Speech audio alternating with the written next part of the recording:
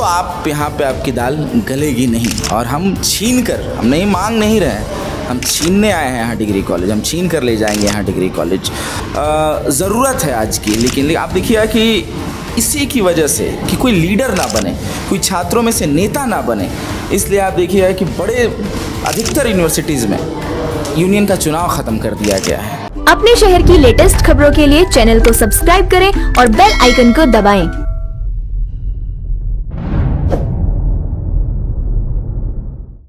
नमस्कार, आप देख रहे हैं हुंकार मीडिया और मैं हूं एम के अकमल।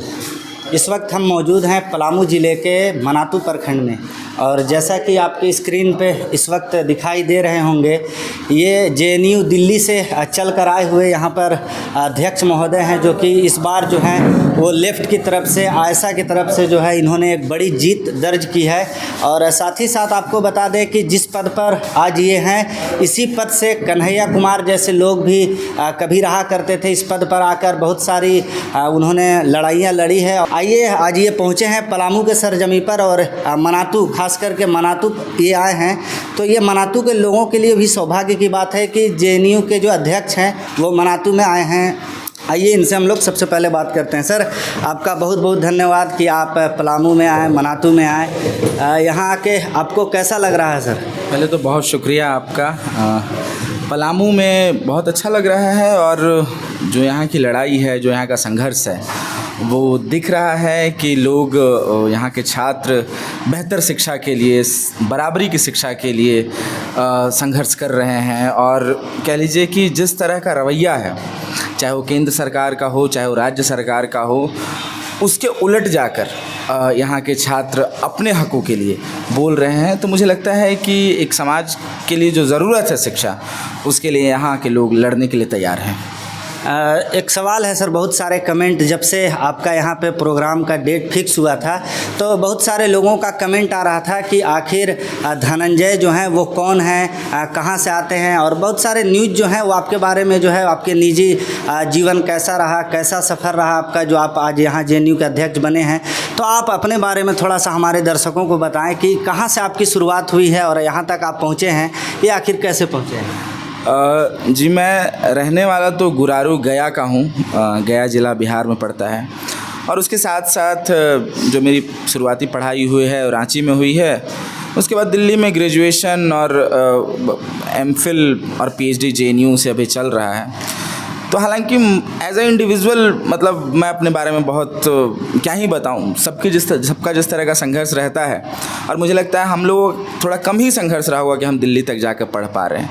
लेकिन आप देखिएगा कि जिनके संघर्ष हैं, जो यहाँ छोटे सुदूरवर्ती इलाकों में रहते हैं, दलित आदिवासी परिवारों से आते हैं, जिनके घर में कमाने वाला कोई नहीं है, लेकिन उनकी शिक्षा की जो लड़ाई है, उनके जो हक की बात है, उनके रोज़गार के जो सवाल हैं, वो मुझे लगता है कि आज के वक्त में मायने रखते हैं।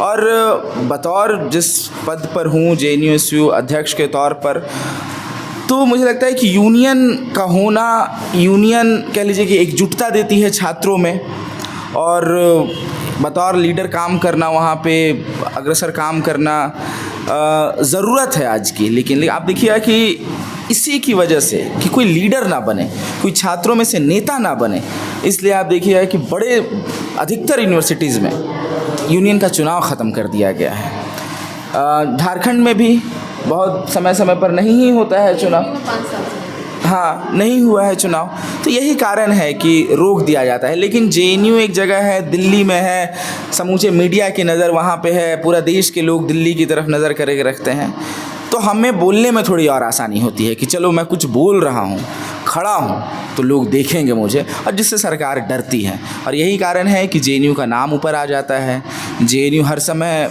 बोलने वालों में शुमार हो जाता है। लेकिन बोलने वाले तो और भी लोग हैं, और भी यूनिवर्सिटी में लोग हैं। यही नीलांबर पीतांबर यूनिवर्सिटी में भी लोग लड़ रहे हैं, यही सिद्धो कान्हू यूनिवर्सिटी में भी लोग लड़ रहे हैं, रांची यूनिवर्सिटी में भी लोग लड़ रहे हैं। लेकिन वही है कि मीडिया की नज़र वहाँ नहीं जाती है। लेकिन हाँ, हम लोग बोल रहे हैं तो हम तक नज़र पहुँच रही है, क्योंकि दिल्ली में है। एक और बात है सर, आयशा, मैं आपको बता दूं कि आप और सर को भी मैं बताऊं कि जिस तरह से आयशा जो है वो लगातार पलामू में काम कर रही है, आए दिन स्टूडेंट के मुद्दों को उठाते आई है। कुछ दिन पहले यहाँ पर जो है वो शिक्षा मंत्री का पुतला दहन भी किया गया था और इसी बीच आप यहाँ पर आए हैं। तो इनकी एक मांग थी जो मनातू स्कूल को कॉलेज बनाने को लेकर, एक मांग तो जो है वो आयशा की पूरी हो गई है, लेकिन लगातार आयशा जो है वो डिग्री कॉलेज को लेकर के भी ये नारेबाजी कर रहे थे और बहुत सारे आपके वक्ता भी थे जो इस मामले को लेकर बढ़ा चढ़ाकर इस मामले को आगे बढ़ा रहे थे। तो आप इस चीज़ को कैसे देखते हैं कि आखिर? बिल्कुल, जिस संगठन से मैं आता हूँ आयशा से, आयशा का एक संघर्ष रहा है कि जो सबसे गरीब बच्चा रहे वो भी बेहतर शिक्षा पा सके।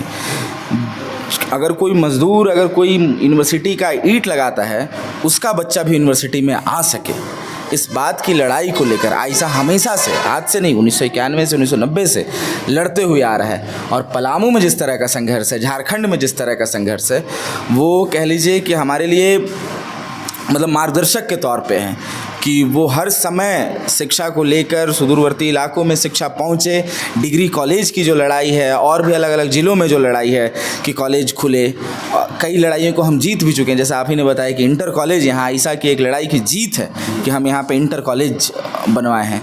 और ये कह लीजिए कि हमारी समाज के प्रति एक जवाबदेही है, समाज के प्रति जिम्मेदारी है कि हम एक संगठन है, छात्रों का संगठन है और हमारा काम है कि लड़ें और सबको समानता की शिक्षा, बराबरी की शिक्षा, सबसे कम पैसे में सबसे बेहतर शिक्षा मिले, इसकी हम नुमाइंदगी करते हैं, इसकी हम पैरोकारी करते हैं। आयशा इसी की पैरोकारी करता है। एक आखिरी सवाल सर, आप जिस जगह पर आए हैं ये मनातू प्रखंड है सर, और आज से 5 साल पहले जो है वो अति नक्सली प्रभावित क्षेत्र इसको माना जाता था, लेकिन आज जो है वो नक्सली पलामू पुलिस की एक बड़ी कामयाबी भी कहा जाए कि यहाँ से नक्सली जो है वो लगभग विलुप्त हो चुके हैं। एक तरफ जहाँ नक्सलियों का डर खत्म हो रहा है तो दूसरी तरफ जो है वो मनातू करप्शन की भी भेंट चढ़ रहा है। और करप्शन और भी विभाग को तो छोड़िए, शिक्षा विभाग में भी बहुत सारे करप्शन है। जिस तरह से आयशा को इतनी लंबी लड़ाई लड़नी पड़ी +2 के लिए और डिग्री के लिए आगे जारी भी है, तो मनातू के आसपास या फिर आप पलामू के लोगों को, लेकिन अभी आप मनातू में हैं,